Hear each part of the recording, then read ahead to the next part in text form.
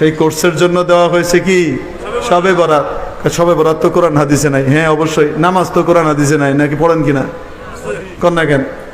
রোজা তো কোরআন হাদিসে নাই, রাখেন কিনা? কোরআন হাদিসের শব্দ রোজা আছে, রোজার অপর নাম আছে, সেটা কি? হ্যাঁ, সিয়াম।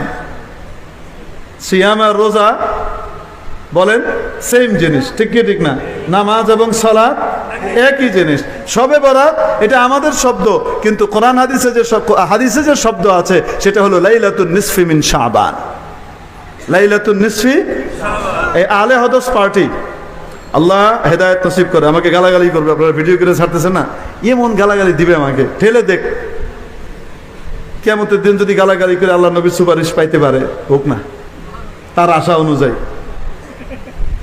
কি অনুযায়ী?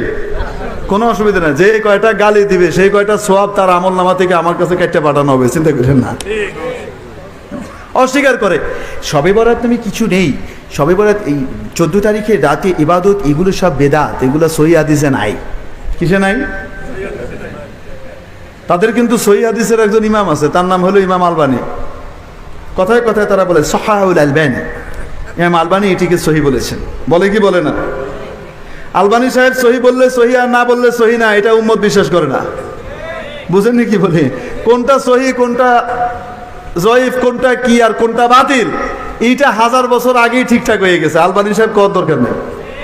তারপরেও তারা আলবানী সাহেবকে মানে, কিন্তু আসলে আলবানীরেও মানে না। কারণ আলবানী সাহেব তার সিলসিলাতুল আহাদিস সহিহার মধ্যে, ধারাবাহিক সহিহ হাদিস, এইটার মধ্যে উনি 8খানা হাদিস এনেছেন শবে বরাত সম্পর্কে। কয়খানা? 8খানা হাদিস এনে তারপরে কনক্লুশন দিয়েছেন। সামগ্রিকভাবে এই হাদিসগুলো দেখলে বোঝা যায় 14 তারিখের দিবাগত রাত্রের যে ইবাদত, যেটাকে আমরা শবে বরাত বলি, লাইলাতুন নিসফি মিন শাবানের ইবাদত, এটা স্বীকৃত এবং সুন্নাহ দ্বারা প্রমাণিত। কেউ যদি এটাকে অস্বীকার করে তাহলে তার নাদানি, কম ইলমি এবং জ্ঞানের স্বল্পতা। বুঝাইতে পেরেছি? সহিহ ইবনে খুজাইমার মধ্যে হাদিস আছে, বলবো। সহিহ ইবনে হিব্বানের ভিতরে হাদিস আছে। সহিহ ইবনে হিব্বানের ভিতরে হাদিস আছে ইমাম ইবনে হিব্বান আল বুস্তি রহমতুল্লাহ আলাইহি, যেমন সহিহ বুখারী, সহিহ মুসলিম, হ্যাঁ, এরকম সহিহ ইবনে হিব্বান, এটাও সহিহ হাদিসের সম্বলিত একটা কিতাব। এটার ভিতরে সহিহ সনদে উনি হাদিস এনেছেন। সনদ বলবো না? রাসূল করিম সাল্লাল্লাহু আলাইহি ওয়াসাল্লাম ইরশাদ করেন, গালিবান মুআজ ইবনে জাবাল রাদিয়াল্লাহু তাআলা থেকে বর্ণিত, ইয়াত্তালিউল্লাহু তাআলা ইলা খালকিহি লাইলাতান নিসফি মিন শাবান। আল্লাহ তাআলা লাইলাতুন নিসফি মিন শাবানে, শাবান মাসের মধ্যবর্তী রজনীতে তার পুরো সৃষ্টিকুলের দিকে রহমতের দৃষ্টি দেন। কিসের দৃষ্টি দেন? অন্যান্য রাতে রব্বুল আলামিনের রহমত শেষ রাতে এসে দুনিয়ার আসমানে এসে ডাকতে থাকে, ঠিক কি ঠিক না? আর এই রাত্রে মাগরিবের সময় থেকেই শুরু হয়ে যায়। আল্লাহ রহমতের দৃষ্টি দেন। ফায়াগফিরু লিমান ইয়াশা, ফায়াগফিরু লিজামিই খালকিহি, আল্লাহ তার সমস্ত মাখলুককে ক্ষমা করে দেন। ইল্লা লিমুশরিকিন আও মুশাহিন, তবে যে শিরকে লিপ্ত তাকে ক্ষমা করেন না। আর যে বিদ্বেষ পোষণ করে, অন্যকে নিয়ে হিংসা করে বেড়ায়, তাকে আল্লাহ ক্ষমা করেন না। অন্য হাদিসের মধ্যে আসে মুসবিলুল ইজার, টাকনুর নিচে যার লুঙ্গি, পায়জামা, প্যান্ট ইত্যাদি জুব্বা এগুলা থাকে, তাকে ক্ষমা করেন না, পুরুষের জন্য। অন্য রিওয়ায়াতের ভিতরে আসে মুদমিনুল খামার, আল্লাহ তাআলা তাকে ক্ষমা করেন না যে লাগাতার মদ থেকে তওবা করে না, খালি মদ খেয়ে যায়, এরকম ব্যক্তিকে ক্ষমা করেন না। অন্য রিওয়ায়াতের মধ্যে এসেছে, আরো আছে আরেক ক্যাটাগরির লোক, যারা মা বাবাকে কষ্ট দেয়, মা বাবার খেদমত করে না, মা বাবার নাফরমানি করে, তাকেও মাওলা ক্ষমা করেন না। সবাইকে ক্ষমা করে দেন, তাকে ক্ষমা করেন না। আরেক রিওয়ায়াতের ভিতরে পাওয়া যায় কাতিউর রহিম, আল্লাহ তাআলা ওই ব্যক্তিকে ক্ষমা করেন না যে আত্মীয়তার সম্পর্ক শরীয়ত সম্মত কোনো ওজর ছাড়া ছিন্ন করে। বুঝে আসছে না? নাই? হ্যাঁ, তাকে আল্লাহ ক্ষমা করেন না। তো এগুলা করবো, শবে বরাত আসার আগে আগে এগুলা থেকে বেঁচে নেব, ক্ষমা চেয়ে নেব, ঠিক কি ঠিক না? মা বাবার সাথে যদি অন্যায় করে থাকি পা ধরে মাফ চেয়ে নেব। আত্মীয়ের সাথে যদি অসম্পর্ক ছিন্ন করে থাকি বা সে সম্পর্ক ছিন্ন করে থাকে, আমি তার সাথে হাই হ্যালো করে নেব। পারবো তো ইনশাআল্লাহ? শিরিক থেকে তওবা করে নেব, ছোট শিরিক বড় শিরিক কোনো শিরিক করব না, ঠিক কি ঠিক না? হ্যাঁ, ওই দিন আল্লাহ তাআলা সবাইকে মাফ করে দেন। এবং এই হাদিস সহিহ, এই হাদিস কি সহিহ। আরো অনেক হাদিস আছে। তাহলে শবে বরাতের ইবাদতের কথা হাদিস শরীফে আছে না নাই? আছে। শাবান মাসের মধ্যবর্তী রজনী 14 এবং 15 এই 2 দিনের মাঝখানের যে রাতটা, সেই রাতটা মাগরিব থেকে শুরু হয়ে যায়। কখন থেকে? হ্যাঁ, এই রাত্রে ইবাদত আছে, কিন্তু মুকা ওয়া তাসদিয়া, পটকা ফুটানো, মরিচা ছাড়া, এটা নাই। ওয়া মা কানা সালাতুহুম ইনদাল বাইতি ইল্লা মুকা ওয়া তাসদিয়া। কয় কাফেররাও নামাজ পড়ে। ওরা কি নামাজ পড়ে? ওরা কাবা শরীফের কাছে এসে নামাজ পড়ে, তুড়ি বাজায়, শীষ বাজায়, শীষ মারে, আওয়াজ করে। এটার নাম ইবাদত নয়। অতএব ওই রাত্রে মরিচা ছাড়া, ওই রাত্রে পটকা ফুটায় বেটানো, এগুলা কোনো ইবাদত নয়। এটা কাফেরদের তরিকা। আমাদের বাচ্চারা অনেক সময় না জেনে করে।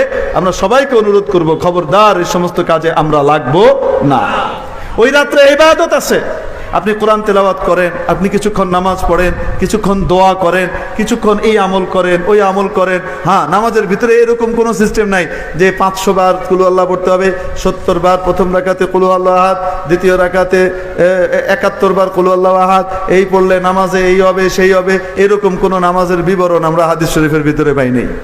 সাধারণ নফল নামাজ যেমন পড়েন অন্যান্য দিন, ওই রাত্রেও নফল নামাজ তেমনই হবে।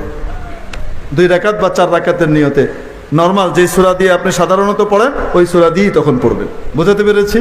হ্যাঁ। এখানে অনেক, একটা হলো শয়তান চায় এই রাত্রের ইবাদত থেকে বঞ্চিত হয়ে যাক। সহি লেভেলওয়ালাদেরকে টেনে লেগে গেছে গা, ইবাদতের নামে তারা এখান থেকে ভাগছে। আর যারা ইবাদত করে, শয়তান চিন্তা করে এদেরকে ইবাদতের ভিতরে খামাখা ইবাদতে লাগাই দিই, যেন আসল ইবাদতটা করতে না পারে। মকসুদুল মুমিনিন, হ্যাঁ, সোলেমানি খাবনামা ভালনামা, আদি ও আসল আছে না নাই? হ্যাঁ, রাসূল সাল্লাল্লাহু আলাইহি ওয়াসাল্লামের 300 প্রকারের নামাজ।